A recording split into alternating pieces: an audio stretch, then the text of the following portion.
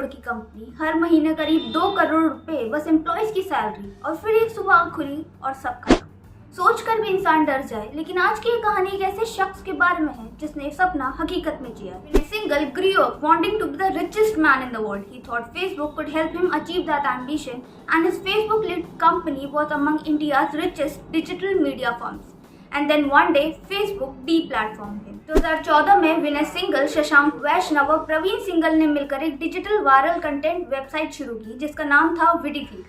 यूँ समझ लीजिए कि ग्लोबल प्लेटफॉर्म बज़फीड को मात देने वाली एक लौती ऐसी कंपनी जो कुछ ही सालों में इंडिया की लीडिंग वायरल कंटेंट कंपनी बन गई। 2016 के अंत तक आते आते WittyFeed recorded 120 million unique month on month users. It also generated 420 million page views and 2.5 billion impression. Indore की विडीफीड दुनिया की दूसरी लार्जेस्ट वायरल कंटेंट कंपनी बन गई और फिर एक दिन ये सब खत्म। 26 November 2018 Vinay, Shashank and Praveen woke up to their biggest nightmare. Facebook deplatformed it और रातों रात विडीफीड गायब हो गई। It came as a response to Cambridge Analytica scandal. Facebook deplatformed several companies operating on its platform that had large access to American voters. विडीफीड was also one of them. तीनों ने बड़ी कोशिश करी कि वो किसी तरह फिर से विडीफीड को खड़ा कर पाए, लेकिन 2019 के अंत तक आते आते कंपनी के पास कोई पैसा ही नहीं बचा था, न एम्प्लॉयज की सैलरी के लिए, ना ही किसी आगे की इन्वेस्टमेंट के लिए। इस सिचुएशन में अगर आप और हम होते तो शायद हिम्मत हार चुके होते, लेकिन विनय, शशांक और प्रवीण ने ये ठान ली थी कि वो रुकेंगे नहीं। 19 के अंत तक तीनों एंटरप्रेन्योर्स ने नेटफ्लिक्स और भारत स्टेज शुरू किया। स्टेज को शुरू करने के लिए जब इन्वेस्टमेंट की बारी आई तो विडीफीड के पुराने एम्प्लॉयज एंजल इन्वेस्टर्स की तरह आ गए। The founding team called for town hall with 90 employees remaining and laid out two options.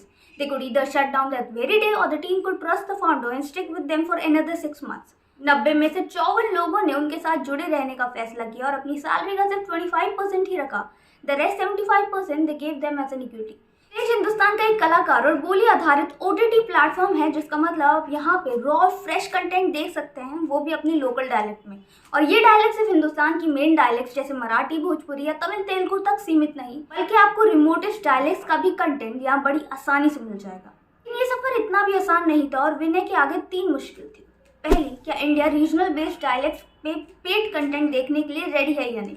इसके लिए तीनों ने ग्राउंड लेवल पे R&D की और प्रॉब्लम को जड़ से समझा। दूसरा ऑब्स्टेकल था how to tackle supply problem. To solve this, Stage started a production house from scratch, making the very first web series in Haryanvi. इसके बाद the final problem was monetizing the content. Surprisingly, many people were willing to buy the subscription and miraculously all 3 obstacles were solved. आज stage के 1 लाख से भी ज्यादा paying customers हैं। Initial investment आ गई, team बन गई और कंपनी ने ग्राउंड बेस भी खड़ा कर दिया। आप सब जानते हैं कि मूवी, सीरीज या किसी भी तरह का ऑडियो वीडियो कंटेंट बनाने के लिए एक हैवी प्रोडक्शन कॉस्ट लगती है, जिसके लिए अब स्टेज को इन्वेस्टर्स की जरूरत थी। The startup's first angel investor was Janab Balasubramaniam, who came through Venture Catalyst. Another of the first investor in stage is Better Capital. The startup has raised rupees 30.75 crore in funding so far. हाल ही में उन्होंने Shark Tank India 2.0 से 3 करोड़ की funding उठाई। Raised 1.5 crores for 0.6% equity plus 1.5 crores debt at 18% interest. आज stage पर हजारों unique content available हैं, वो भी आपकी लोकल डायलेक्ट्स में। आप comedy, folklore, poetry, story telling and inspirational material तक यहाँ सब देख सकते हैं। के साथ ही स्टेज लोकल आर्टिस्ट को जॉब अपॉर्चुनिटीज भी दे रहा है, जिसके चलते it is doing its best to boost local cultures, talents and arts. आज विनय, शशांक और प्रवीण प्राउड एंटरप्रेन्योर्स हैं जो ये मानते हैं whatever happens for a reason.